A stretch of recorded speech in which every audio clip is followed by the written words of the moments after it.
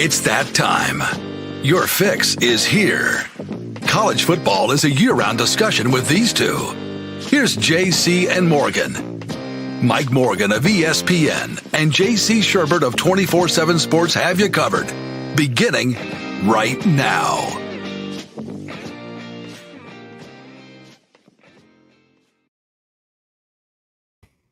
It is another installment of JC and Morgan. Hope everybody is doing well. Hope everybody has thawed out from one of the coldest weeks I can recall, no matter where I was. Baton Rouge, record cold. Kentucky, 6 inches of snow. And when I woke up this morning, Saturday morning, to call the Kentucky game, you check your phone and it gives you the time and temp. 1 degree. 1. Last time I saw 1 degree was Alaska. Wind chill I've had worse. Kansas City gets pretty rough, but 1 degree. And then even back here in Atlanta, it's been freezing cold. This is nothing compared to we're the JV team compared to JC's frigid nightmares living in Chi-Town. But for the rest of us weak, thin-blooded Southerners, we get a chance to gripe, JC, and just show how soft we are. The good news is it looks like this latest cold front is just about gone. I think the temperatures are actually climbing to like the 60s in many parts of the Southeast this coming weekend. I'll tell you right now, folks, we are running the hurry-up offense today. We've got an abbreviated show. I've kind of lost my voice from the game Saturday and just battling a little cold. I think I was the only one that didn't get sick at JC's wedding, so this is my comeuppance. And we got Chris Stewart, great guest who I've known for over 20 years with the Alabama radio network, joining us at 10 o'clock sharp. So we'll run through this as quickly as possible. No huddle, tempo, no Omaha. You just first read. Hot route. JC, good morning. Good morning, sir. Glad to be with you. I'm in no huddle, hurry up mode today too. I had a little bit of like pre-production stuff to do for the show on the social media end this morning. So nice. Glad I got that out of the way, and of course other shows and other stuff I do too. So it's been fast and furious, but looking forward to talking ball and certainly catching up with Chris. Last time we talked to Chris together was 2009 in Columbia, the day they played Texas for that first national championship. Because I'll never forget what he told us about the Longhorns ticket request being 6-1. In favor of Texas over Bama. I'll never forget that. I quote it all the time. Wow. You remembered that interview from 2009. Yeah, I remember that part of it. We were on the air in Columbia the day of the game, and he was like out in Pasadena, and and I've always thought that about, whenever I talk about the vastness of the Texas fan base. I mean, that's Alabama football. First time in 18 years they'd been on any kind of stage like that. And Texas is still 6-1. Yeah, well, population, man. Oh, yeah. It's not a quality over quantity. It's not a they love football more than Alabama fans. It's just a population deal. It's like kicking over a gigantic anthill. Yeah, exactly. They're everywhere. So anyway. That's why they're a massive brand and had their own TV network, which is soon going to dissolve. But yeah, in terms of brands, and that's when you hear all this talk about brands, who's a brand? So much of that has to do with the raw numbers of how many fans do you have out there. Because fans equal eyeballs, which equal ratings, and that's why there's where the brand recognition comes in. The whole notion that Florida State got jobbed because they're not a brand, that's ridiculous. Florida State is absolutely a brand. Florida State has a ton of fans, ton of eyeballs. They're surrounded by major markets in the state of Florida. They have a huge fan base in Atlanta. But I digress. Before we go knee-deep into Alabama and Nick Saban, which obviously has tentacles that reach throughout, and we'll certainly ask Chris about the massive defections going on with Alabama football. The biggest story, I guess you could say, JC, other than the typical portal NIL stuff in the offseason, and now that the coaching, for the most part, the coaching situation has simmered, but you still have Jim Harbaugh out there. You still have the reigning national championship coach who certainly has made a case for being one of the best in the sport, that is flirting with every NFL job on the planet, including here in Atlanta with Falcons, and at the same time negotiating a potential contract with Michigan, basically saying, look, if the you-know-what goes bad, you're not taking any more of my money. You already gave me one pay cut because I kept losing to Ohio State, but you ain't doing it if the NCAA comes knocking and hammers us. I don't blame him. He's holding all the cards now. I mean, and look, I don't. Is he going to stay? Is he going to go? I don't know. I don't even think it's something Michigan people are. I mean, they won the national championship, so they're all in bliss right now. But it is interesting. The other thing that's been interesting to me, Mike, is pro coaching changes are different than college. Mm-hmm. Like, they'll literally tweet out, hey, so-and-so just left our office. Great conversation. We have interviewed Bill Belichick for our head coaching job. With a picture of Bill. The Falcons did that. Then they did hard. Yep. The Bears interviewed 9 people for their OC job, and they're still not going to hire a very good one. I mean, I'm glad coaching change-wise I'm more of a college guy because it's a little bit more fun chasing the rumors and stuff. And probably 40% of it's inaccurate, but I think it's still fun, a lot more fun than the pros. It is hilarious, and we'll talk to Chris more about this. I tuned into some of the Feinbaum show last week. And I'm not a regular viewer. I watch it from time. I love the guests that Paul has been able to procure over the years. I've been flattered to be a guest on there a couple times myself. To me, that's what I tune in for. No offense to all the callers, but I don't need to hear people talking trash to other people. It doesn't do anything for me. I don't learn anything from that. Some people find it entertaining, and that's great. But the Alabama fans were in full meltdown mode. Not mold. Maybe they molded. They were just, everything is Kalen DeBoer not good enough. We should have been able to get better. And then you compound that with the players that are leaving. I mean, you lose the number 1 quarterback from the last recruiting class. And yeah, Alabama's going to get another 5-star, I assume, JC. It's more your world than mine. But you're just not used to seeing that in Tuscaloosa. Your mic is off.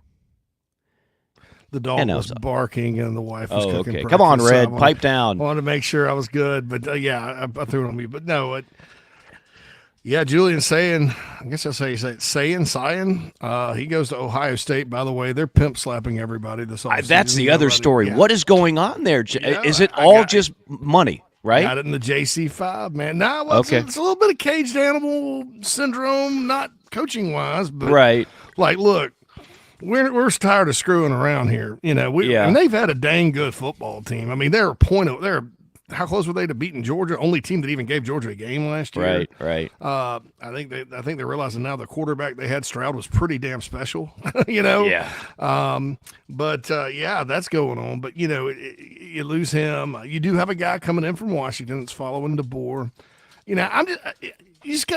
can't worry about it. First year coaching staffs that come in usually struggle with recruiting classes, and that includes Nick Saban. His big first class was his first full cycle there. They signed like 16 guys when he took over Shula because he took over late. I think Darius Hanks, one of his receivers, was a guy that they got in that class out of Georgia that ended up doing some stuff. Maybe a handful of other people. Not very good. Auburn kind of recruited circles around them that year, truth be told. And then that 08 class, where there were 24-star aboves in the state of Alabama that year, they mopped up. They got Julio, Marcel Darius, Barrett Jones was across up there in Memphis. He's an alum. They got Mark Ingram in that class. Mm-hmm. I mean, it was a sight to behold, and then that's how they ended up building a national championship program quickly. But I mean that's the ultimate 1-2 punch. Bama losing players and Ohio State just going, to use your term, caged animal syndrome. Now we're really going to get talent. Like Ohio State's always in the top 5 in recruiting anyway, and now they're just like, no, we need to be better. And they had the president, reach out to all the alums, basically begging for money. This is like next level. Alabama fans can say what they want about Bill O'Brien too. He is a damn good offensive coordinator and a upgrade from Ryan Day calling the plays in Columbus. Totally agree. I don't care what anybody – I mean, I know maybe he wasn't as good as – Sark was on the next level in 2020. Okay, nobody – it's like Todd Monken. nobody was going to be. Mike Bobo was not going to be on top of Monken's off. Mike Bobo is still a damn good offensive coordinator. So is Bill O'Brien. I think that's an understated move that people are going to kind of chuckle at. And you're going to be chuckling away when the Buckeyes win the playoff next year. I'm with you on the O'Brien hire. I thought that was awfully shrewd, and some of the criticism of him in Tuscaloosa I thought was a little over the top. All right, we got to take a timeout. Chris Stewart, Alabama Sports Radio Network, on the other side of this break. Listen up. This is for construction professionals, contractors, facility managers, or do-it-yourself homeowners. SitePro Rentals is ready to equip your upcoming project. We rent construction equipment for any size job. Boom and scissor lifts, telehandlers, skid steers, excavators, air compressors, generators, even small tools and equipment. SitePro has you covered. If you are ready for better equipment rental, call SitePro and rent from the local, friendly, easy to do business with equipment professionals. Call 972-RENT-NOW. That's 972-736-8669 to rent the newest equipment in the Atlanta market. Call 972-RENT-NOW or visit siteprorentals.com.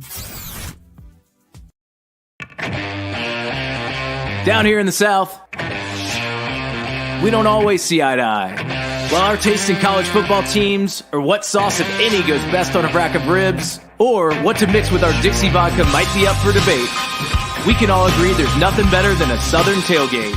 And like our favorite college teams, our ingredients come from small towns and big cities. They're grown in Southern soil, are crafted by Southern hands, and proudly represent the South in our backyard and beyond. So raise a glass of Dixie Southern Vodka to celebrate being made in America and raised in the South. Hey, folks, want to tell you about our friends at Titan Construction Group really quick. They're a Mid-Atlantic-based general contractor, specializes in retail, restaurant, and office construction. TCG strives to separate itself from other general contractors by adding value every step of the process.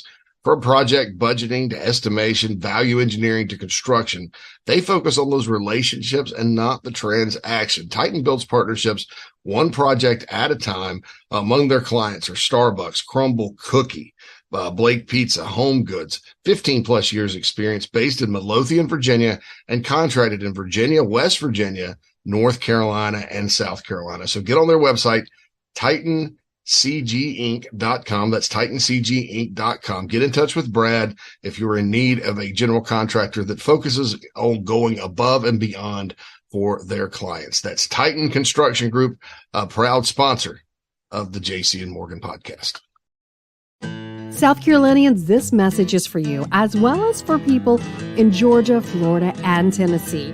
If you think you may need work done to your roof or a new roof altogether, there's one simple name to remember: Elite Roofing and Restoration. South Carolina native Jeremy Johnson has been helping people in the South make sure they have the very best people checking on and building new roofs for over 25 years. Fully licensed, bonded, and insured, they provide the best service possible. Call or email today, 678-781-1998. That's 678-781-1998, or you can go to EliteRoofingGA.com. Schedule a no-hassle, free inspection today. Wind damage, hail damage, or just wear and tear. Don't settle for second best. Let Jeremy Johnson and Elite Roofing and Restoration take care of it all for you today.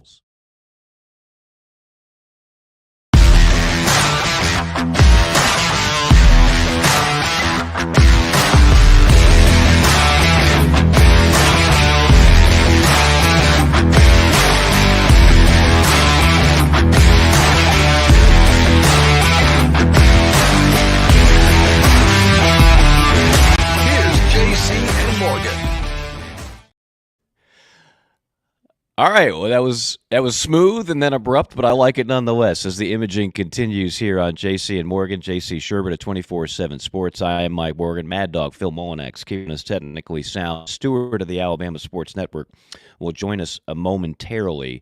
JC, when I look at what's going on right now in the landscape of college football, I got to say this, as crazy as it is fun to talk about more than ever in the off season. Like, I get it. There's a lot of things that are driving coaches crazy and fans crazy, but there's never been a more exciting time to talk about this sport 12 months out of the year. It's one thing after another. I mean, you just don't, and just even something as small like in South Carolina market, Pete Limbo, who, by the way, is a great coach and a great special teams coach. Got the Buffalo job. That didn't register on anybody's radar. But I'll say this. I've noticed Pete won at Ball State. Pete won at Elon. That's a more with less guy. That Buffalo job has sent some guys on to the bigger levels. Sure has. And so congrats to him. And, something like that we're not even thinking about. Next thing you know, Nebraska will have an opening. and they'll hire a guy named Pete Limbo, and we're like, oh, remember that day you went to Buffalo, crazy, and it's just like little things like that just pop up. The Ohio State thing to me, though, is Nick Saban retiring is such a powerful, we're sitting there a week and a half later and still talking about it. I'm sorry, I'm allergic to excellence. That's why I said I said Nick Saban's name. And but anyway, it's such a shaking thing. We're still talking about it, but that Ohio State thing, we probably need to talk about. I'm like, wow, that's they're very quietly making some really shrewd moves, and then you got the situation at Michigan that's lingering. You got a bunch of stuff going on. And it's and the pros now, and I think like some coaches have said, I think more college coaches are going to take that leap to the NFL if they can and have the opportunity. Whereas you used to either kind of be a college coach or a pro guy. You'd go back and forth maybe a little bit, but you look at somebody's resume. All right, he's got 17 of his 20 coaching years in the NFL, or he's got 17 of his 20 coaching years in college. Now I think you're going to see more folks take that jump and just try it out at the next level because of the crazy work calendar you have at the college level and everything that has nothing to do with football that goes into it. Well, it used to be you'd have to weigh money versus stability if you went for the NFL job because it was always going to be more money, but it was always going to be less stable. That's changed. Now, in the case of elite colleges, it's not always more money, and it certainly isn't more stability in college. Like, we're firing college coaches the way we fire NFL coaches. Like, there's a term with the NFL schedule. It's Black Monday, right? The Monday after the final regular season game, you can normally expect anywhere between 7 to 10. There are only 32 NFL teams. 7 to 10 NFL teams fire their coach. 2 years, 1 year, 3 years, 4 years on the job. Doesn't matter. And now even like a sacred cow like Bill Belichick. You can't convince me Bill wanted out of New England. Bill was pushed out. So there's nobody safe. There was Mike Tomlin conversation of him getting pushed out of Pittsburgh. And he's been a consistent winner in the regular season, but they're saying, well, when's the last time he's done anything in the postseason? We haven't been to a conference championship game in a decade. Well, that's just the way the NFL thinks, right? And we shake our head and go, that's unfair. But now, JC, that's where we are in college. Well, the Steelers, as you like to point out, Mike, they haven't had a quarterback. Right. If you don't have one since Big Ben, they have not had a quarterback. Since Big Ben, and then you're done. Let Mike Tomlin go someplace else, and he'll win a couple more Super Bowls. That dude's a great coach, and they're not very talented. I watched them play Buffalo. They get behind in that frozen afternoon. They could have just given up. They fought hard and came back with freaking Mason Rudolph at quarterback. Former Oklahoma State star from Rock Hill, South Carolina. Yeah, product. Yeah, played against Clowney in high school. So but it's so weird. But see, now it's so connected that I was listening to a coach's press conference the other day, and he was like, "Well, I'd like to say everything's over, but the NFL." He's like, "Man, we were getting calls in March about members of our staff last year because some NFL job, some franchise wanted to talk to him because." They go and get their coach, but then they're worried about the draft and combine and all this stuff. It's not the sense of urgency that you have in college where you got to get your coordinators in place and all that because you got recruiting and all that good stuff to go. So, so we could have a bunch of activity here for quite some time. Then spring practice is going to start. Then the portal's going to open again. Then we'll have the summer of guests. like we always Yep. do. Maybe Oh, yeah. we'll pick running backs this year. We have like Herschel Walker on and Bo Jackson and Well, I'll tell you something a like running that. backs coach that we'll have on, and I was going to have him on before, but he's been in the news lately, and this is, again, going to the absolute turbulent nature of college football. Derek Nix might not be a household name to many of you, but Derek Nix is a big reason for Ole Miss's success over the years, and he has survived multiple college coaching changes in Oxford. And there was a rumor a year ago that he was going to leave for Auburn and join Hugh Freeze as the offensive coordinator, and it didn't happen. Full disclosure, I know Derek and his family fairly well. Well, Derek finally did make the move this year, and Hugh Freeze basically poached one of their top recruiters for Lane Kiffin for years, and he's going to Auburn now. And so we're not just poaching players in the portal; we're poaching coaches. That's just where we are. That is the turbulent nature of college football. He is not a guy that was unhappy necessarily or wanted out, but there's just better offers coming down the pike. That's the way that the sport is being run. We have true free agency. Let's not call it anything else than what it is. It's free agency. It's free, and everybody's a free agent after every season because there are no contracts in college football. So that's the difference. In the NFL, you know who's actually able to leave and who you might lose after you sign them to a 4-year deal. At least you know you got them for 4 years. None of that exists in college football. Everybody is a free agent all the time. That's where we are. That's why it's driving coaches mad, JC. And to your point, that's why a lot of coaches are like, see ya. And I'll say this again about Nick Saban. You don't want to go out on a sour note. So you don't want to say I'm leaving because of of the portal and NIL. But make no mistake about it. That's why he finally decided I'm gone. Because the program was still winning like 12 games a year, still participating in playoffs. He was still recruiting well. He was still scheming well. The game didn't pass him by. Players still love him. It's not like, well, you can't relate to him anymore. He's too old. None of that was true. It's the current landscape of the way the sport is operated that was the final straw. And I think, to your point, he won't be the last. The energy to keep up with that too. I think he's telling the truth about the energy. If he was younger, because it's just the new stuff's it's like a whole other job. Right. So we'll see. So I think we have Chris now. Do we? We have him indeed. Is he going to pop up in the little window? I believe so. Oh, there he is. Oh, look at that. He isn't. What about it, guys? What do you do? Is that a school you're in front of? No, I'm in front of a physical therapy spot. My son, my 7th grader, is inside getting a little therapy after an injury from 7th grade basketball. So, guys, I completely lost track of time. Please forgive me for being late. Well, no, that's fine. That's fine. And then I wondered, because you and I go back a ways, and we've been on each other's radio shows, and I was like, I forgot to tell him that we do this on Zoom, so I wasn't sure if I made that clear or not. But anyway, it's great to have you on. And I mentioned before, you and I go back.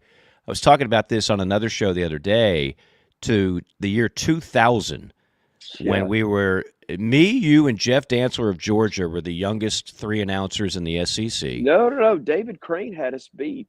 David's a year younger than me, so maybe he has you beat, but I know he's got me beat. I'm still.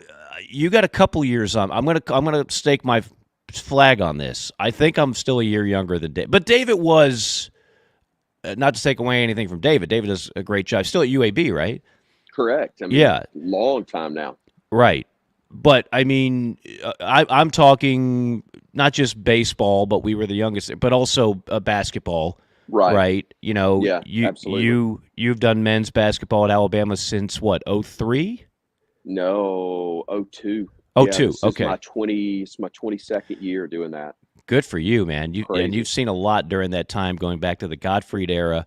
Yeah. And then, of course, Mark Jeff turned 60 this weekend, by the way, which hit me between the eyes. I know, right? Considering I covered him, or not covered him, but I saw him play in college as well. Isn't that crazy? Crazy? Yeah. He just gave me a Facebook request. I was flattered. I didn't know that Mark really even knew who the hell I was.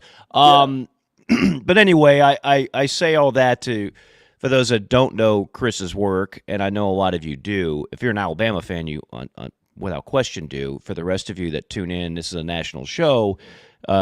Chris has been covering Alabama football, basketball, and baseball for over 25 years, right? I'm not trying to age you, but No, it's true. It's 25 plus now, I guess, on football and some cable stuff on baseball and basketball as well. So yeah. It's been a while. The old CSS era. We will do a whole show. So, we got to do a CSS hey, reunion. I go before that. ACN, the Alabama Cable Network. Man. Oh, it's, way back, the forerunner to CSS. Wow, were you guys using like old Soviet equipment to get that thing on the air? Sputnik spare parts are what we use to get that. That's fantastic. That's a heck of a pull right there, by the way. No, it goes way back. I was thinking of some stuff the other day. I covered. Here's one for you. You ready for this? Yeah. I was. This may have been before I was doing the cable broadcast. This is how far back. I was working for a paper called the Over the Mountain Journal and took a picture as sports editor of our All Over the Mountain team, which featured Homewood High School's Cole Kublik. Wow. I also did on television, so it would have been about the same time, the first ever start for a 9th grade quarterback on varsity at Pelham High School, Tyler Watts. And I did the state championship game years later with a sophomore named John Parker Wilson. Again, all high school broadcasts. So, and even worse, yes, I call the high school basketball games of the American Idol Taylor Hicks. That's how old I am. That's how old you are. I am. You mentioned Watts. I remember doing back when it was CSS for TV. We would do we do the pay-per-view. Believe it or not, people used to have to pay money sometimes to see SEC football games. That's right. And then the non-con games we would do for the replays, so your fans would get to see kind of a more dare I say, informed broadcast because you'd have the announcer from each team. So I worked with David Crane on that game at South Carolina. It was 37-36 was the final score. It's one of the more exciting games that I got a chance to do. That was, I guess, the Mike Shula era, right? Francione. So. It's Fran. That was Fran? Okay. They ran the option the whole day. That's right. And they couldn't stop it, and Holtz told Skip to open up the offense, and Phil Petty threw it all over him and all over the place. And then last minute hit a tight end drag in the back of the end. I was at that game, so there you go. that's all I'm remembering that one. Filling in the gaps. That was one of Fran's years there. Well, let's go in the time machine and go back to the present here, Chris. 25 or so years later, and what has happened. All right, I'm going to put you on the spot with the very first question. Then we'll get to the easy ones. Then we'll get to the fluffy ones. We all know, and by the way, I voted Kalen DeBoer College Football Coach of the Year before Nick Saban ever retired. So I'm a Kalen DeBoer guy. But we all know 2 years ago, Kalen DeBoer would never have been considered for a job like this because he was still kind of building up his resume and putting his stamp on the sport. Paid his dues. I love the story, et cetera, et cetera. So if Nick Saban had retired in 2022 instead of 2024, who do you think Alabama would have lured to Tuscaloosa? Ooh, man. That's a great question. I told you, I'm coming off the top rope with the first question. Yeah. I even set off a car alarm with that question. It was so hot. You did, and the guy's sitting in his own freaking car. I don't know. Come why on, he buddy. can't turn that off. Got to be an Auburn fan. Boring. Sorry. No.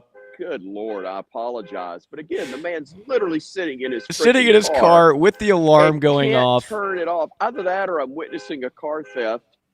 And I'm just not being a good citizen and helping. No. Report that man quickly. My apologies. That's all right. 2022, man, I don't know. I really have no clue. I didn't see this one coming from Greg Byrne, but they call him the ninja for a reason. He knows how to go out and pretty stealthily find the guy that he wants, identifies him, and look, he said that he consulted with Coach Saban. I have no reason to believe that he wouldn't have or that he didn't. But I think he engineered this search himself. Man, I just don't know. I'm guessing you've got a name in mind, or Well, you probably wouldn't have gone that way. And I don't mean that in a negative way at all. yeah, no. I mean, I've said this for years on this show and others. Going back to when it was peak Dabo, that was obviously the rumor, and yes, he's an alum. But I never thought that was going to come into play, and obviously, it did not. I don't think that even gained any traction this time. The more recent name has been Lane Kiffin.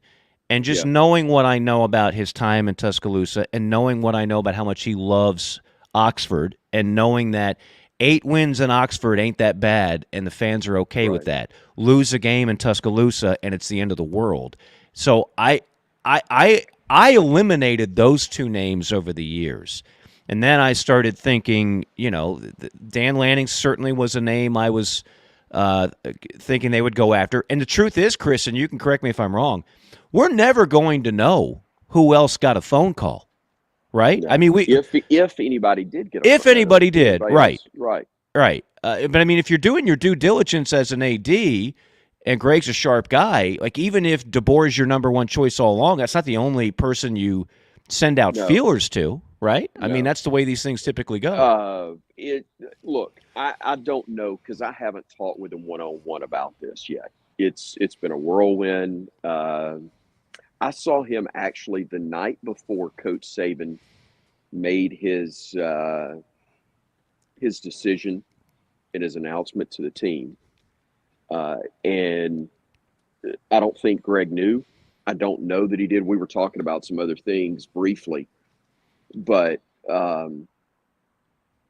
he gave no indication then. That's just the way he wouldn't have told me anyway. But the only time I saw him since was at the press conference itself. So we've had no time to discuss all of this. I do know a little bit about how things worked on the basketball search that resulted in Nate Oates being there. And you're right. He had another candidate.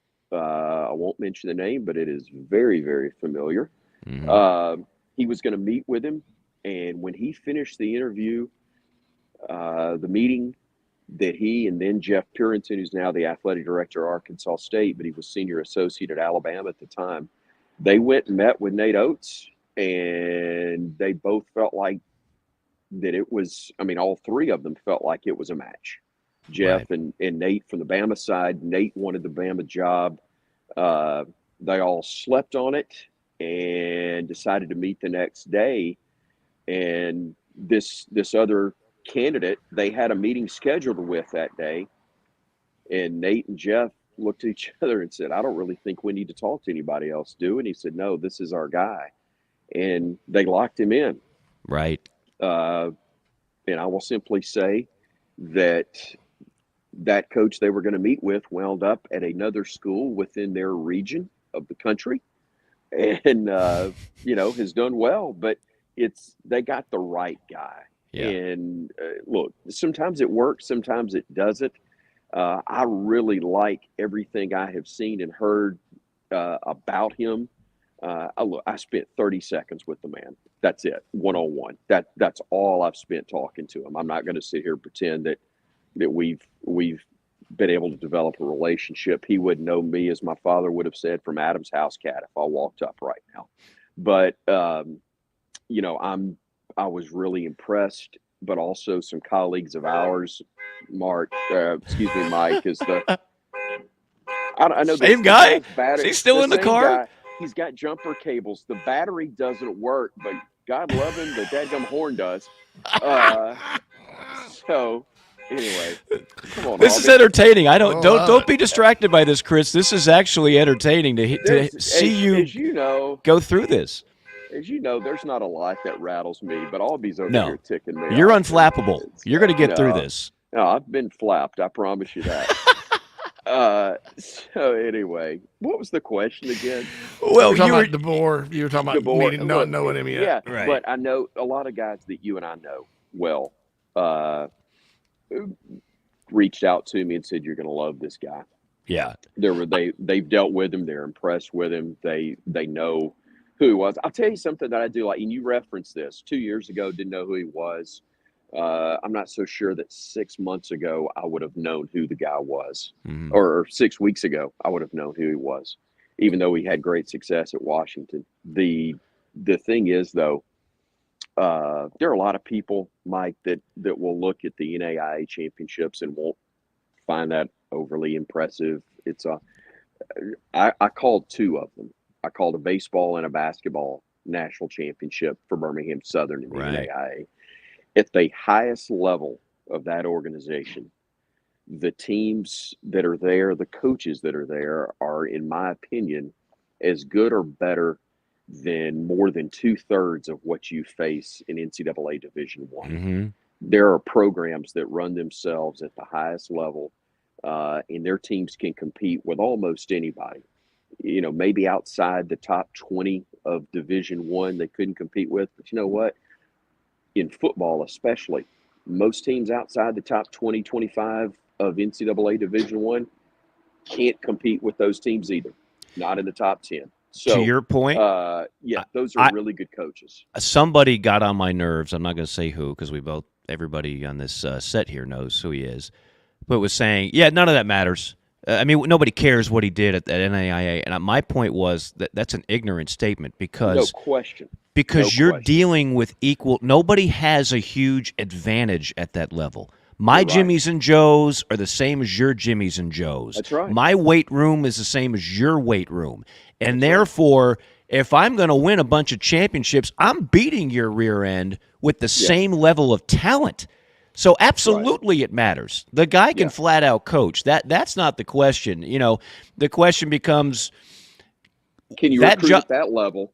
And I'm not even worried about recruiting. I think that the general concern from some of Bama Nation, and it's a very adamant fan base, and when you lose the best that's ever done it, there's going to be a little panic that sets in. There's going to be a little bit of, no matter who we bring in, it's not going to be good enough. But the job itself can swallow people whole. No See, doubt. Nick already went through that with the Dolphins in the NFL. He already took the bullets. He already had the thick skin. Nothing can prepare you for a job like Alabama following Nick Saban. Nick followed, not to be critical, Mike Shula. He followed DeBose. I mean, this is a different deal. And so that's going to be, to me, Chris, and I want to get your thoughts on it, the biggest challenge is just you're going to have the thickest skin imaginable and not be overwhelmed by the job, not the 60 minutes on the field every Saturday, but everything on the periphery. Mike, I agree. And guys, that's the impression that I get, is that he's not afraid of Nick Saban and his legacy. He embraces it. It's why he took the job. Mm-hmm. Let's understand something. He left a great job. Right. University of Washington's a really good job. Don James won a national title at Washington. There have been pockets where Washington football is as good as anybody in the country. They're about to be in the Big Ten. It's going to be a tough deal going cross country. I get that. But on the field, Washington will be able to compete. When they've got the right guy there, you can win at Washington at the highest level. He was playing a week longer than we were at Alabama, beat a Texas team that we didn't beat. The guy can coach. So he's proven that in a short amount of time. So, can he recruit in the Southeast? He's hired coaches that I think can. I think it's become such a national sport, and recruiting has become national, that's going to be fine for him. But I think he also has kind of a down-to-earth approach that high school coaches in the state of Alabama, Mississippi, Tennessee, Georgia, areas that you all have to recruit, as well as Florida, are going to understand him and respect him, and he's going to have an appreciation and a level of respect for them that's going to allow him to get into those schools and do what you have to do at Alabama to have your core and your base year after year. And I'm not concerned. I think the guy's going to do it well. He's embraced, as I said, following Coach Saban. He's already made it clear. He said it in the press conference. He goes, because Coach, I've seen the pictures of the office. He's got an office in the stadium at Bryant-Denny. he's going to have a space there as long as he wants it, visibility there as long as he wants it. And Kalen DeBoer has said, I need one thing from you every day. You can give me as many as you want, but I need you to give me one thing every day where we can get better. And I think he genuinely means that. I don't think it was lip service. I think he wants input. And knowing Nick Saban, I believe he's going to give that to him without infringing on the fact that it's Kalen DeBoer's program. I think he'll be that consultant for him because I think he loves doing that, having input. Not because he wants to have input. I just think he loves football. And I think he loves Alabama now after spending 17 years there. And he wants to help the guy as long as the guy wants help. One thing we've learned from Hall of Fame coaches, even ones that are good at golf, like Nick is, like Steve Spurrier was, even people who love golf get bored of golf. Like, you got to have something else that motivates you. And the car dealerships, that's something, moving a few Ferrari units, that's a good deal. But he'll be at game day. I'll be shocked if he's not at game day. I think he'll be there next year. Nobody's told me that. I think we all know that he's going to be great at that. Yeah. And that's going to be a great fit, and he'll enjoy the interaction with coaches. Yes. And I think it's going to be a fantastic, you talk about following legends, people following him. He's a guy that's not going to be afraid to follow, Lee Corso and his popularity. He'll be different. He ain't put no headgear on, I'll tell you that. But he'll make his picks, I think, and he will be different, but he'll be great. Yeah. And everybody will want to hear what he says on Saturday, Absolutely. too. That's right. It'll be funny because you don't. You'll now have Nick Saban on one and Urban Meyer on the other. Speaking of DeBoer, and Chris, I couldn't really think of what to compare this to because most of the time when you follow a legend, they get the guy that has connections, or Alabama's done that a couple times with Mike DeBose and Ray Perkins, or they'll get some guy at a school close like Les Miles. Rarely do they go across the country and get a guy that's only coached at this level for 4 years, Right. and 2 was at Fresno. The only thing I could compare to is Dennis Erickson taking over for Jimmy Johnson at Miami. He had only been at Washington State for a couple of years, cut his teeth at Idaho and Wyoming, and he went there and won big. They went 63-9. I mean, he definitely kept it rolling. And so I think, don't you kind of feel like this is just not really like even this year, what you would, the type of hire you'd expected Greg Byrne to make? And also, let's say Bama doesn't recruit the number 1 class in the country every single year. Don't you think in today's portal era where you got roster transition, that the teams with the best coaches now, the game day coaches like DeBoer, like the winners, the guys that can out coach you and take yours and beat you and take his and beat you, don't you think those guys are really more suited to come out on top than maybe just like an Uber recruiter like a Dabo Swinney? I think being at some of these programs we talked about, like Mike and I were talking about with the NAIA programs, the fact that those guys know how to adjust from year to year, because you did that a lot in the NAIA. I think that does help. Now, you got to be able to recruit. You still got to be able to develop players, because I think that's going to be your core and your base, especially at somewhere like Alabama. But you better be able to go out and get whatever the game is. You better be able to play it. Here are the rules. That's what Saban did for so long. He asked the question, literally asked the question, whether it was hurry up, no huddle, whether it was the RPOs, whether it was the portal and all of this. He literally would ask the question, is this what we want college football to be? And then when the answer came back yes, he went, all right, hold my beer. And just did it better than everybody, as well as or better than everybody else. And I think that's what, Kalen DeBoer is probably going to have a very good chance to do in Alabama, and I think he's going to be just fine. Chris, we'll let you out on this. For those, again, that don't know, you've been with the radio coverage and TV for Alabama for so long. Eli Gold is the voice you've gotten a chance to fill in and did admirably well, I might add. I know what that's like, chomping at the bit to do football in a role like that. Let's just say you and I were kindred spirits when I was back doing radio in the SEC. But you were around Nick Saban on so much of the shoulder programming that goes on. So even when you weren't calling Alabama games, you were around them. You did many of the key interviews during all the national titles and everything else. Maybe a story that you can leave us with that sticks out in your mind of some of the correspondence and interaction that you had with the GOAT. Yeah, I've done this television show for, I think I did the last 12 years, all but one season when I had some health problems and had to miss a year 4 years ago. But otherwise, I did the TV show for more than a decade. And this past year I did the play-by-play for all the road games minus the Iron Bowl, and then did the postseason games, and really honored that I got a chance to call the last SEC championship and the last deal. But I'll tell you one, again, there's 1,000, but the one that every time I've been asked the same question, I've gone to whatever pops in my head first. And the one that pops in my head first was the year that he lost in the regular season to LSU. You remember that game of the century? We didn't have NFL games at that point that year. And so college football was even bigger than it normally is. And so we had the game of not football, I'm sorry, it was baseball maybe that didn't have the playoffs. So we had the game of the century. And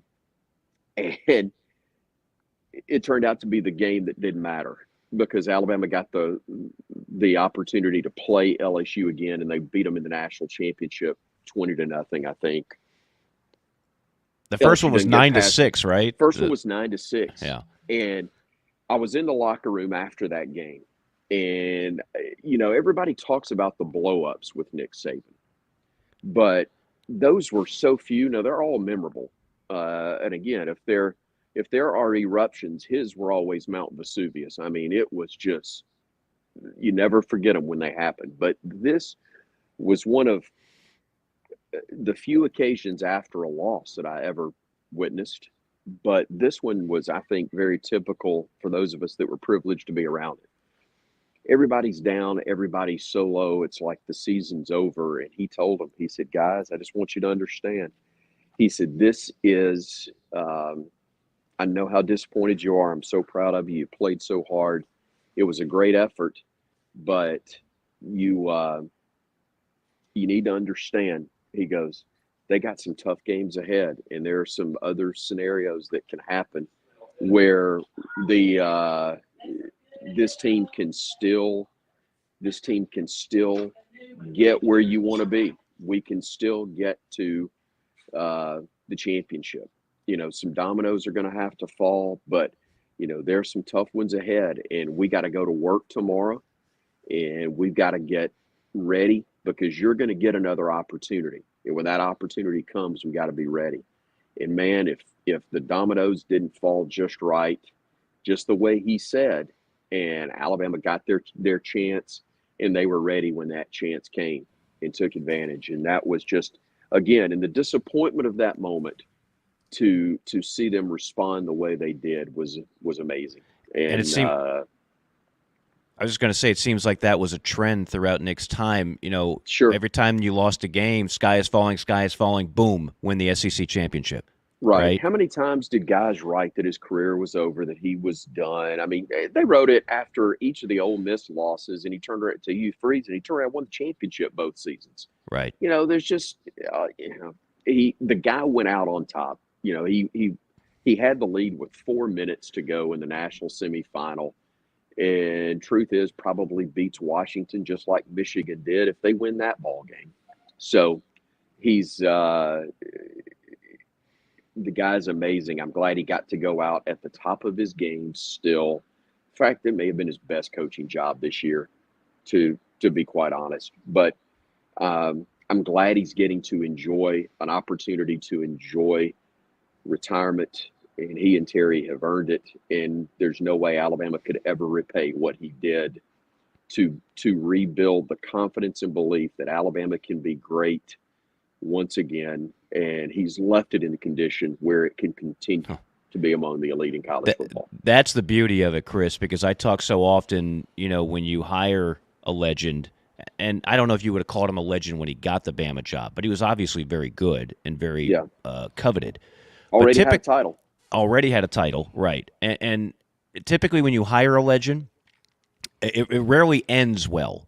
Like you have a good run with a legendary coach, but then he leaves a little bit of a mess behind for the next guy. Right. It's happened across the country at a number of jobs. Nick Saban is leaving the keys to a Ferrari that's got like 100 miles on it. That's got, souped up with all the bells and whistles. So that should be noted in his overall biography of what he's been able to do. It's how, not just what he did at Bama, but how he's leaving Bama. People forget how LSU was mediocre for 20 years before he got there. And he left it in such good shape, Les Miles couldn't screw it up. That's right. And Orgeron ended up winning a national title there. Look, LSU is a great program. Don't get me wrong. It is. But we found out Les Miles is pretty much an idiot. And, it took him a while to screw it up. Right. I mean, that's people. Whenever anybody ever talked to me about Saban retiring, I always said, I was like, look, it's like the guy that you get a car from. The wheels are bald, tires are bald, and he's oil changed. The upholstery sucks. Yeah. Like his car, he's got the mileage tracked. It's clean, new tires, oil's changed religiously. It runs like a dream. Don't wreck it. Yeah, don't wreck it. Don't mess wreck it up. it. So, and that's now the beauty of him. Don't wreck it is in the form of go out there and win 6 more national championships, Kalen DeBoer. That's even if you are a really good driver, that's a tough thing to do for sure. Just 3 in 6 years. We'll worry about the other 3 later. Okay, that seems fair. 6 years. Yeah, 3 in 6 years. No pressure. No biggie. Chris, really appreciate you taking out the time. Here, guys. Good to talk to you. It's good to. You and I have been cohorts for so long. I consider you a friend. I'm so happy you had a chance to fill in on some games, and the future obviously bright with you on Bama Radio. And on top of everything else, if you didn't win enough awards, the fact that you did this segment with an Auburn fan clearly trying to sabotage it with a car alarm in the parking lot behind you speaks volumes about your overall professionalism and just stick-to-itiveness. That's, it's a new year. We're trying to be kinder, gentler here, and I feel sorry for the dude because it's for Alabama. It's pretty cold right now, and he's sitting over there trying to get that thing started. But hopefully, AAA will help him out. I just want the buzzer to quit going off on him. Yeah, guys, y'all be good. Thanks for having me. I really do appreciate it. Thanks, bud. Chris. Sorry I was late. You guys. No problem. We'll see you down the road at a basketball arena soon. You got it. All right, thank you. Chris Stewart of Alabama Sports Radio does a great job, and really appreciate him lending some perspective. Quick timeout here. We got the JC5 on the other side. Look out, everybody. More JC and Morgan coming up. Listen up. This is for construction professionals, contractors, facility managers, or do-it-yourself homeowners. SitePro Rentals is ready to equip your upcoming project. We rent construction equipment for any size job. Boom and scissor lifts, telehandlers, skid steers, excavators, air compressors, generators, even small tools and equipment. SitePro has you covered. If you are ready for better equipment rental, call SitePro and rent from the local, friendly, easy to do business with equipment professionals. Call 972-RENT-NOW. That's 972-736-8669 to rent the newest equipment in the Atlanta market. Call 972-RENT-NOW or visit siteprorentals.com. Down here in the South, we don't always see eye to eye. While our taste in college football teams, or what sauce, if any, goes best on a rack of ribs, or what to mix with our Dixie vodka might be up for debate, we can all agree there's nothing better than a Southern tailgate. And like our favorite college teams, our ingredients come from small towns and big cities. They're grown in Southern soil, are crafted by Southern hands, and proudly represent the South in our backyard and beyond. So raise a glass of Dixie Southern Vodka to celebrate being made in America and raised in the South. South Carolinians, this message is for you, as well as for people in Georgia, Florida, and Tennessee. If you think you may need work done to your roof or a new roof altogether, there's one simple name to remember: Elite Roofing and Restoration. South Carolina native Jeremy Johnson has been helping people in the South make sure they have the very best people checking on and building new roofs for over 25 years. Fully licensed, bonded, and insured. They provide the best service possible. Call or email today, 678-781-1998. That's 678-781-1998. Or you can go to EliteRoofingGA.com. Schedule a no-hassle, free inspection today. Wind damage, hail damage, or just wear and tear. Don't settle for second best. Let Jeremy Johnson and Elite Roofing and Restoration take care of it all for you today. Hey, this is Mike Morgan, and like many of you, I love staying active. It makes me feel better. It helps me enjoy a better life. But whether you're a world-class athlete or someone just keeping the dream alive like me, you'll want to make sure you have someone who can handle the injuries that are going to arise. That's where the world-renowned Dr. Michael Hatrack of Synergy Sports Wellness and Synergy Release Sports come into play. He's been my guy for nearly a decade, and he has served thousands of people, including over 400 NFL players, over a career that spans 47 years. Yeah, he's that good. And his staff's personalized biomechanical treatments and therapies can handle it all. Back pain, knee pain, shoulder pain. We all know the injuries, but few know the solutions the way Dr. Hatrack and his terrifically trained staff do. I've seen others. No one delivers the results the way they do. That's why people from all over the country come to Synergy's 2 Georgia locations, Buckhead and Alpharetta. Dr. Hatrack has trained a team of chiropractors in his proprietary technique that has been proven to yield life-changing outcomes, from professional athletes to the Joe Schmoes of the world like, well, me. Check out the website to set up an appointment today, SynergyReleaseSports.com. That's Synergy with an S, ReleaseSports.com. You can also find a link for them on our website, jcandmorgan.com. Let the incredible staff at Synergy take care of you so you can reach your wellness goals.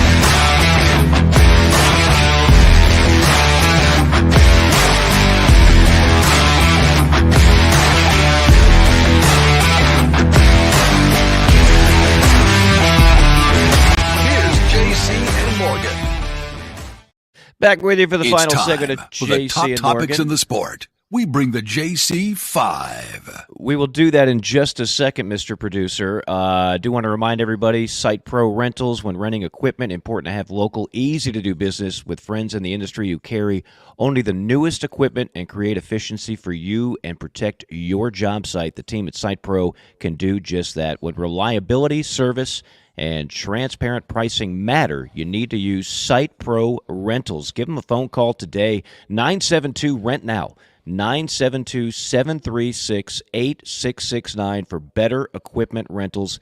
Give Site Pro a chance today. Proud sponsor here on JC and Morgan, as well as Elite Roofing and Restoration. Our thanks again to Chris Stewart of the Alabama Sports Network. And as we continue to roll on, by the way, some of the questions in chat row, we'll try to get to those in the final few minutes of the program today. Like I said, we're going no huddle today. Tempo. They're all Gamecock and basketball related, Mike. We can get to those in the next show. Well, there's one on Caitlin Clark, the Clark incident. Yeah, we can talk about that. Yeah, but we'll get to that later. Let's go with the JC5, the morale of a great nation, as always. Number Depends one. heavily It's on these time. five. So, number one, right? I've been harping on this the whole day, and so may as well get back to it. Ohio State, man, they are winning the offseason.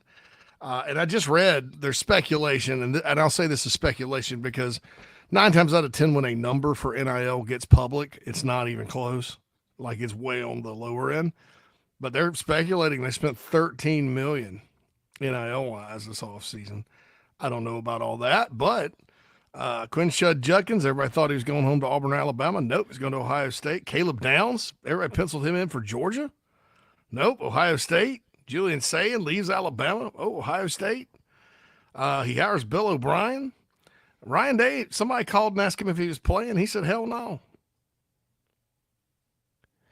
Let me ask you this. If that $13 million number is even remotely accurate, what is a good number for an SEC program and NIL money? What's your quote-unquote salary cap? For your entire roster, it should take no more than 8 to 9. And that's if you have a lot of guys that are all-stars that maybe are, guys that could get drafted 6th, 7th, 5th, 6th, 7th round, as juniors, and you want them to come back.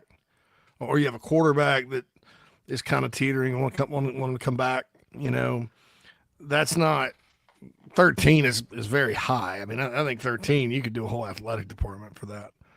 And I would be surprised if it's that. Now, do I think they've got a good NIL situation at Ohio State? Absolutely, which is why when they had their former athletic director, Gene, what's his name, Smith, sitting up there testifying before Congress about the evils of NIL, I was shocked. I was like, this is the worst possible person you could have, from the worst possible school. I was like, not because they're doing anything wrong or illegal. It's just because they've got the cheddar up there, they have since this started. So besides all that, I think they added some hella good pieces. And, I guess when your rival beats you 3 years in a row and wins a national championship, if you care about winning, you got the resources to do it, you get up off the mat, Mike. Yeah, I mentioned there's a former Ohio State player that I got to work with on some games and now does a lot of Sirius XM radio, former tight end, and he basically said he got a letter that a number of alums received basically saying, hey, guys, it's time to step it up. It was basically, as he put it, his words, not mine, begging for money. And apparently Buckeye Nation took out the checkbook and said, okay. Or nowadays, nobody writes checks. They went to Venmo and they immediately sent out a lot of money to Columbus, Ohio. Look, God bless them. I don't know if that's going to make the difference. Like if Harbaugh stays at Michigan, I know they lost a lot of talent, and McCarthy was the latest shoe to drop, so to speak. But money alone is not going to – if money alone was going to fix everything, Texas would be sitting on a bunch of national championships in multiple sports the last few years, and they're not. So kudos to them. They've made some great moves here, but all that does is put even more pressure on Ryan Day. It's win a national championship or bust. I mean, I truly believe if he doesn't beat Michigan and if they don't play for big prizes, he's long gone, fair or unfair, because now they feel like with all the money they're putting forward in this, they don't need to win one. They have to win one. Have to win a national championship under Ryan Day. We'll see if it happens. Number 2.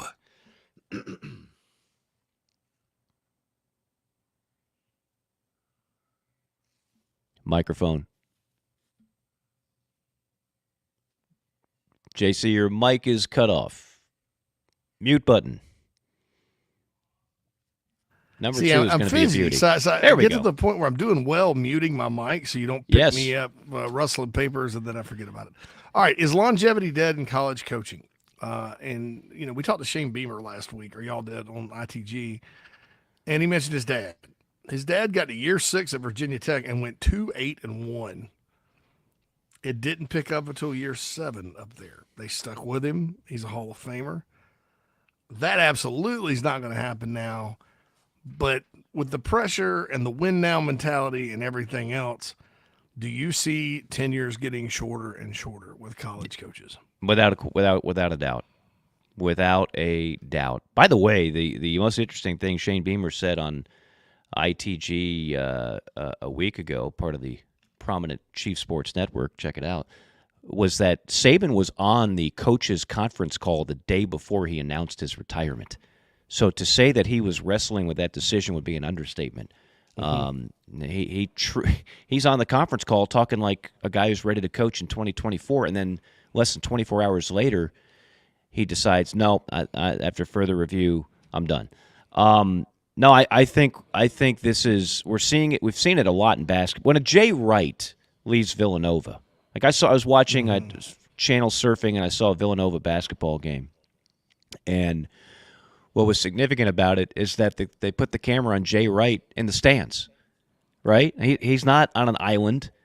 He's not drinking pina coladas in Bermuda. Dude still loves basketball, and he's taking his free. And he might have a consultant job with Nova. I don't know. Maybe he's got to do that, but he doesn't have to do anything. Truth be told, he's got enough money. He's sitting there and he's watching the game. These people still love basketball. They still love football. They don't love the climate that we're now in. and the lack of guardrails, the lack of any type of structure. So, yeah, I think that combined with, as I mentioned at the top when we were talking about the NFL and the similarities, coaches just get fired now more than often and more than ever, quicker than ever. It's not it used to be you would never see a college coach get a job and fired within 5 years. Then that number became 4 years. Then that number became 3. Now it's 2 and fewer that we're firing college coaches. So I think without question we're it's an end of an era. We're not going to see guys at the same place very long, very often. Number 3. We almost maybe at the end of the era in terms of athletic directors and presidents and people like that, in terms of what types of coaches they target. 2 schools with the most resources that hired coaches this year, Mike, Alabama and Texas A&M. They can pay anybody anything. They both went for guys that were proven winners at lesser situations than they're walking into, but that had a track record of doing it. Going back to Mike Elko being a great D coordinator at freaking Wake Forest. I mean, they hired football coaches. Like these guys, you could question, are they going to be able to recruit? Are they this, that, the other? Are they dynamic? Whatever the hell that means. These guys can coach the sport. Mm-hmm. And I was telling Chris today, and I asked you the same thing. With the portal, with the fact that you can lose 25% of your roster at any point, and you don't know who you're going to fill those spots with, isn't game day coaching going to become more and more important and not less? I like where you're going with this, and I like the answer that I'm going to give because I think it's good for the sport. For years and years, there's been a term used behind the scenes about certain football and basketball hires, ones that might make you scratch your head when you look at their resume or overall acumen in X's and O's. The term that I'm about to use might be a little crass, but this is just the way people talk behind the scenes when they're keeping it real. Recruiting whore. There have been a lot of jobs that the AD and the people in charge have had to make a decision. Do I go with the guy who really knows ball and is a really good developer of talent and strategy and all the things that go into what we used to think of as coaching? And that gave way in many cases to, yeah, but none of that matters if you can't get the players. It's all about the Jimmies and Joes, not the X's and O's. And so there's been a market for recruiting whores to get jobs. I'm not naming any names, but I know plenty of them out there that don't know what the hell they're doing and are not qualified for the jobs that they got. But for various reasons, they got the job. And one of them was, well, shoot, he might not know much, but he's going to bring in some talent, all right? And then he'll figure it out. Surround him with some good assistant coaches, and he'll figure it out. That's kind of the way a lot of colleges have made hires over the years. Well, guess what? That little kind of end around, that's out because you can have the best of both worlds. Because recruiting now, first off, the guy who cheats to get players, you don't need to cheat anymore. It's all out in the open. Everybody's buying players. Secondly, the coach that was an honest-to-goodness, just good recruiter, like a Bobby Bowden would get Mama's home, and that was the book on him. He'd always close Mom. If Bobby Bowden went to visit your 5-star son and he gave you an in-home visit, he was closing, man. He was Glenn Gary, Glenn Ross. ABC, always be closing. That's what a Bobby Bowden did. I've had coaches come up and tell me, Mike, it's no longer about the relationship with Mom and Dad, and because it's all about the money. You can really hit it off with Mom. But if Mom finds out her son can make an extra $100,000 going somewhere else, he's going somewhere else. So I think the day and age of just hiring a guy for the sole purpose of him being a recruiting whore is done, because it's still going to come down to money. You don't need that guy. That's not a skill anymore. The used car salesman that can slick his way into getting recruiting classes, even though he's not much of a coach. The guys who are good coaches will typically get good jobs, who will typically have a lot of money to spend on NIL and the portal. So, yes, to answer your question, I think it will be more about it's one of the weird positive consequences of this jacked up system that we now live in is that I do think the guy who can flat out coach ball will be more attractive because money will take care of the rest. Yeah, and you think about, even Mark Stoops would fit that bill. A more with less guy. Normally the big time programs don't need a more with less guy. Right. I think now with all this transition, everybody needs a more with less dude to coach their college football program these days. Okay, so Number 4.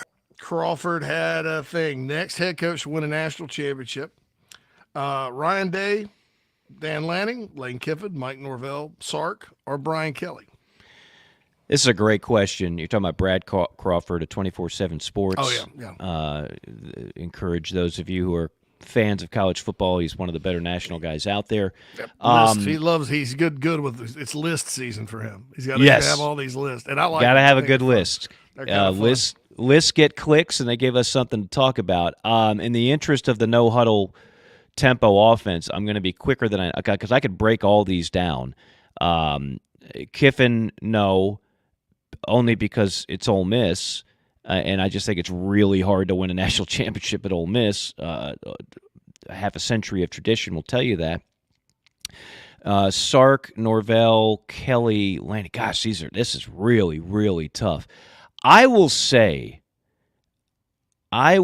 Norvell and Florida State, path of least resistance, a non-SEC path, a non-Big Ten path. Florida State has it rolling. I'll say Mike Norvell and Florida State. Anybody? I'm going to go with Ryan. Number 5. I would have gone with Ryan Day, but here's number 5. All right, so you love Atlanta. You live in Atlanta. That's not Atlanta in your background, but we all know how you feel about the city, the mecca of college football. They're hosting the championship game this coming year. And I guess with how it works now, they'll also get either a quarter or a semi. The Peach Bowl will get one of the playoff games because all the bowls do now. All right, so your thoughts on Atlanta as a championship destination for college football, first and foremost. And then as you kind of look around, we've been through a cycle of this. Houston, L.A., Indianapolis got it. Miami got it one time. Your thoughts on any cities that maybe didn't get one that you think, will be up and coming in the future? Nashville. Nashville, when they get that new stadium, is going to be in the rotation. I'm convinced of it. It's a destination city. The weather's not too bad. People love going there. There's other things to do. You can spend a week in Nashville and find stuff to do. I mentioned this when I was there for a couple of NFL games this year. I looked at the plans of that new stadium and the location. And I mean, it's going to be fantastic. You're always going to have a West Coast place, which we've got with SoFi. You're always going to have a Florida place, which we've got with Miami. And Tampa. They had one. And Tampa. Tampa's been, and Atlanta's not going anywhere. It's still the mecca of college football. It's still the hub of the South. But if I were to add one, JC, it would be Nashville once they have that stadium built. I think Nashville, and I'll say Las Vegas, too. Because I had no idea Las Vegas was hosting the Super Bowl this year until I booked a trip out there for Super Bowl weekend. Right. Weird. Little U2.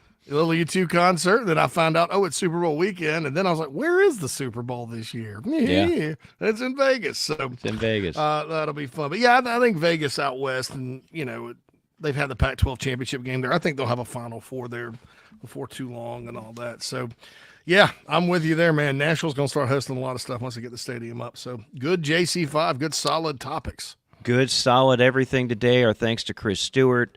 And thanks to all you tuning in on all the myriad of formats we have, from YouTube to Spotify, from iTunes to Facebook and Twitter, et cetera, et cetera. Check out the website, jcandmorgan.com. For those of you on Chat Row that have been asking some random questions, yes, I had Kentucky this past weekend, and if you haven't seen the Big Z story, I'll just tell you real quickly. This is a kid that is 7'2", is going to be a lottery pick, but he hadn't played a second. And literally minutes after I left practice, they got an email. That's how the NCAA handles things. An email saying, oh, by the way, the guy that we've made sit on his rear end for the last few months, he's eligible. So if you want to play him, play him. That's how they handle their business there in Indianapolis. And the kid goes out there and puts together, if you haven't seen it, it kind of went viral on Saturday night. John Sunbolt and I were just, it takes a lot for us to be amazed. We were amazed. That was insane. And the Rupp Arena crowd was as good as I've heard it in a long time. Just what a terrific moment in time. Coach Cal's got his best squad in a long time. I'll just say that again. To answer some of the questions out there, I'll be in Gainesville on Wednesday for Florida, Mississippi State, and Columbia, South Carolina on Saturday for the Gamecocks, another surprise team in the SEC this year, taking on Mizzou. We'll start sneaking in a little hoops as well as NFL here on JC and Morgan, but as always, you know when you come to us, whether you're listening in Atlanta, Chicago, California, Texas, Florida, at Knoxville, South Carolina, North Carolina, we're talking college football each and every week, and we look forward to seeing you again next time. For producer Mad Dog, Phil Molinax, for JC, Mike saying so long. Thanks for tuning in to JC and Morgan.